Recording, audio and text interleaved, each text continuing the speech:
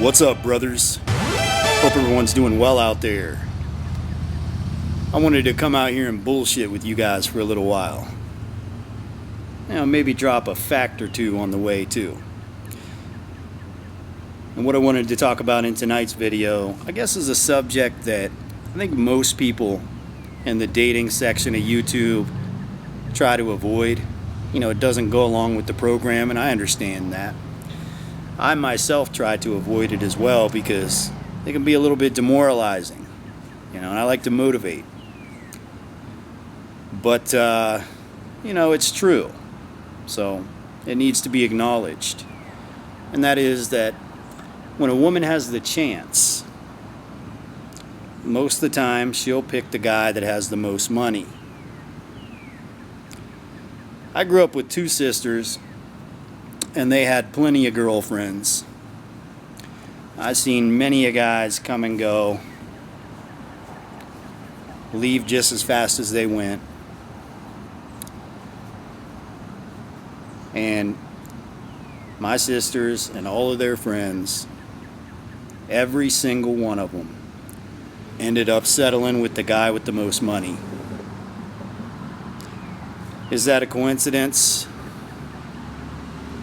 I think not. A lot of people like to leave out this component of money because they want to say it's all about looks or it's all about game. But I think that's blue-pilled.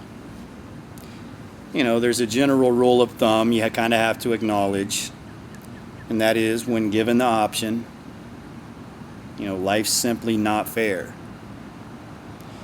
Women will most of the time choose the guy that has the most money. And it makes sense, biologically, and not just with human beings. I mean, birds are like that too. The guy that builds the nest that a woman feels like she can lay eggs in, and raise a family in, the guy that has the most to offer, that's usually the guy that she'll pick. I remember when I was a teenager, I remember this guy showed up named Cy. Looks-wise, he was a Chad. He was thin, he was ripped, handsome face. Showed up in a pair of raggedy jeans and a raggedy haircut with an unopened condom in his pocket. And he left about an hour later with raggedy jeans, raggedy hair, and an unopened condom in his pocket. And there were plenty of guys that would come over, in a nice, big, souped-up truck, custom kitted, big-ass rims, lift kit, leather seats, nice sound system. And you bet your ass they got what they wanted. That's just a fact of life that a lot of guys leave out. Guys that are like rich and famous and really have it going on like that, they know it's true. But most normies out there, they don't want to acknowledge that. They want to think they can live their simple life and a woman will just love him for who he is. You might get lucky, you might find that, but money is a major issue. And the main reason why I wanted to make this video was because I try to keep in touch with average. Like, I'll look up the word average with everything. How much money does the average man make in America? What's the average height for a man in America? What's the average lay count for a man? I look up all this stuff, right? Because I like to be in touch with the average person. And that's kind of what I do here on YouTube. I communicate with the average people. Now, the average annual income for a single man in the U.S. is just under $60,000. The income that a man needs to live comfortably, and you got to live comfortably to be appealing to the opposite sex. To be appealing to a lady, she wants a guy that has his shit together, who she can live comfortable with. You need $90,000. So we're talking very small percentage, well under 10% of men that are making that amount of money. And it's getting worse. It's getting worse. So again, I don't want this to be demoralizing. I want it to be motivating in some way, shape, or form. So I mean, I'll do my best. If you're a guy out there that has never had somebody sit down and teach you about money, I'll do my best, to give you my LFA talk on money here. And you got to understand why it's going to shit, why the quality of life is going down. And a lot of people want to complain about politics and tax rates and shit like that. That don't have much to do with it. No matter who you vote for, something's going to go up, something's going to go down. Maybe taxes go down, mortgage rates go up, whatever. There's always going to be something, and it's not really going to impact you that much in terms of political policies. They flip one switch, they move something over here, and it causes something over here to fuck up, right? So you can't have everything running efficiently at the same time. But I don't want to bore you too much. I want to give you, some real logical talk here that makes sense. 15 years ago, I would say, roughly, if you were to walk down a street, not a upper class suburb, not a place where all the millionaires live, just a regular street, midtown, small, lower middle class houses, duplexes, apartments, whatever. If you were to walk down a street, 15 years ago, you would see for rent all over the place, and the rent would be about $550, $650, something like that. And most people were making back then probably $50,000 a year, so you could live comfortably. If you're a young adult, just maybe getting started in a career, you could live comfortably, renting until you're ready to buy a house, and then you buy a house. Well, what happened, and it's not politicians, it's not some wacky shit going on, that's not what changes it. What happens is, I'll put it like this, you have two different types of guys out there, in terms of go-getters, money type of guys. You have your Billy Bobs. I don't know what else to call them, but these are your average guys. They get with the program. They just go with the program. And I don't mean that in a good way. They say, you know what, I'm going to do my best to get a career, get a decent job, and when I'm ready, I'll buy a home.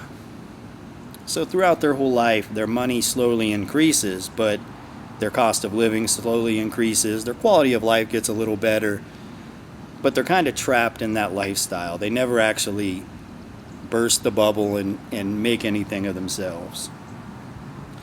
Then you have a different type of guy that's like, these are your big timers, your high rollers. And these are the ones that really, they're the ones that make the impact on the economy. Because what they do is, they go down those streets where all the houses are $500, $600 per month to rent. And when something goes up for sale, they come in and they buy it. And it's not just average people. We're talking investors, people worth 8 figures, 9 figures. Sometimes big conglomerates get together and buy up land. But what they do is they'll buy up the small houses, the duplexes, the apartment complexes, the office space, whatever lots of land they can get their hands on. They'll buy it all up, and then they'll put it for rent. Well, they might put a new refrigerator in, remodel the floor, put some new appliances in, some modern appliances, modern countertops. And then they jack the price up from $550 to $1,650. They triple it. In the beginning, I'm sure everyone will whine and bitch. They'll say they'd never pay it. I'd never pay that much for a apartment, for a, you know, 2-bedroom house on a basic ass street. But eventually some sucker will come along and pay it. And it's all downhill from there. The market's changed. That's the new price. That's the going price. And the average wage doesn't go up because of that. That's not the way it works. But that's why the economy's going to shit.